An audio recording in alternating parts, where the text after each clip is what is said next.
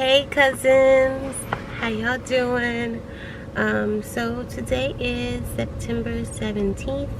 I haven't talked to you guys in a while. This is just a quick little update on my BRCA2 journey, so BRCA2. My mom finally got tested last month, so in August. She's still waiting to get her results back, so we'll see what that says. If it's her, then we'll have to, she'll have to go to all the doctors to see what she wants to do about it, or if it's not her, we'll have to get my dad tested and make him do all the things. So I'm actually just filming today because I finally got a breast MRI scheduled.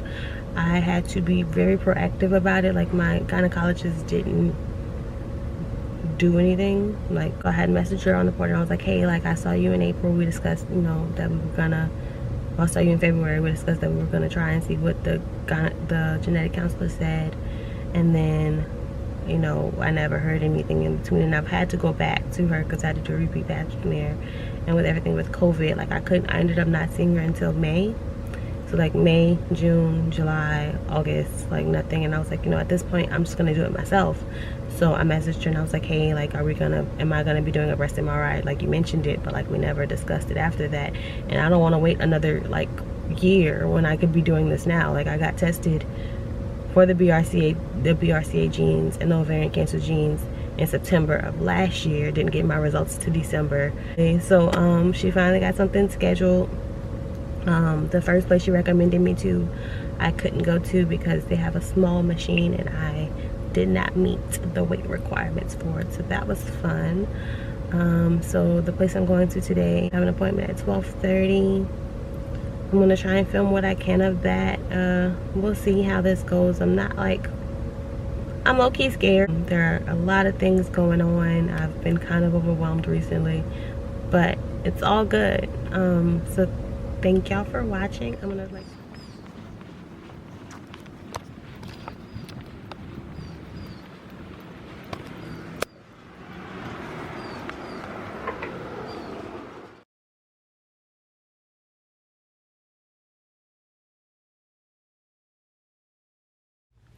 Hey cousins, how y'all doing? So this is the last piece of this update. I've literally shot in this video like 3 or 4 times. It's ridiculous, but I just wanted to kind of get this out. So I got my MRI completed. I got my results a day, maybe 2 days later, depending. I think it was the Friday that I got my results, and I got the MRI done on the Thursday, and then I went and picked up my disc of my imaging on the Tuesday. So I'm all clear. There were no abnormalities that they found. There was some wording on my MRI that kind of worried me a little bit, but it didn't seem to be anything. Like, it just said no significant I can't even think of what the word was, but there was no significant abnormalities, essentially. But I wasn't sure if something was abnormal and it just wasn't significant. I don't know. But they said I'm all clear. So the whole process took about an hour, maybe an hour and 15, with 30 minutes of that being in the machine.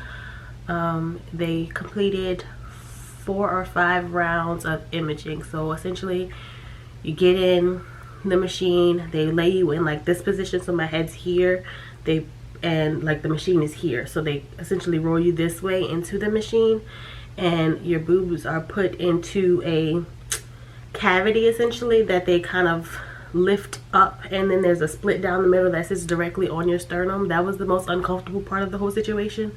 Also, your hands are like up, so I kind of had like the way you are positioned puts pressure on the nerves in your arm, so one of my arms had fallen asleep, and then I also had an IV in this arm to run the contrast, because they had to do it with and without contrast. So the first 2 rounds of the machine they did without contrast, and then the 3rd and 4th rounds they did with contrast. So the rounds were, I want to say they lasted between 5 to 8 minutes at max.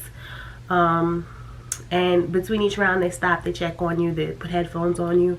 For me, unfortunately, my head is huge, but when they put the headphones on my ears, they were like just a little bit too high, so unfortunately I could hear like barely the music and most of the machine the whole time, and the headphones are put on so that you don't hear it, and like they were not on my head correctly. So that was the like worst part. Like besides that, it was like really uncomfortable to have like to just be in a machine like topless, but it wasn't bad. Like I'm not looking forward to it next year, because I mean it's 30 minutes of my time. Completely uncomfortable. Like there's a lot of pressure on your sternum, and the way your boobs are positioned, they're kind of like in a cubby hole, so like they put them exactly how they want them, and then they have like these little plates that they slide them into place to keep them like not smushed, but like in the position that they want them in. And you're laying flat, so like there's really no pressure on it. It's just like cupping it essentially, so like this. The nurse was really nice. The MRI tech was like extremely nice. It was honestly a pleasant appointment, all things considered. The contrast was my first time getting contrast done, because I've only had one other MRI, and that's when I tore my MCL last year. And like they didn't do contrast or anything like that. I just had to go into the machine. I didn't even have to go all the way into the machine. They just put my leg in the machine. So that was really different.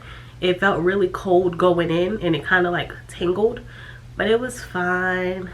I keep saying it was fine, but it was. Like, I don't know how else to describe it. I mean, I didn't expect it to be as pleasant as it was. Like, it wasn't as uncomfortable as I thought it was going to be, which was great. My mom finally got her results back. But my mom did test positive for the BRCA2 gene as well, so they're not gonna worry about getting my dad tested, because they're more than likely sure that she's the one that gave it to me. And she is still in the process of deciding what she wants to do. She's thinking that she will not pursue surgery. That's not something that she wants to do, and I mean I have to support that. At the end of the day, it's not my decision to make for her. So she's not gonna pursue surgery. Other than that, that's about all. I've been thinking a lot about the surgery recently. Well, just in general. I don't know if I'm ready to go under the knife yet. I kind of like said I was gonna do it next year, but now I'm thinking about doing some other things first, and I'm waiting till I'm 30, because I don't want that for me at this point in my life that I am right now, not with so much that I still have to do and I'm planning on doing within like the next year or two. So I'm thinking 30, and I'm gonna hope that I like stick with that. Paying no mind to my sniffles. I'm like high key sick, but not really. It's not COVID. The worst part about being sick these days is that I have to sneak blow my nose and sneak cough at work. A lot of things going on, but sorry, this look is giving me life.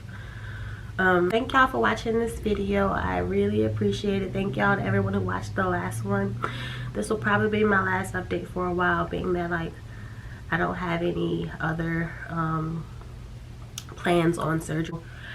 I hope this was informative for you all. I hope that I'm doing my part to help others. I hope that y'all enjoyed my little update, and I'll see y'all later.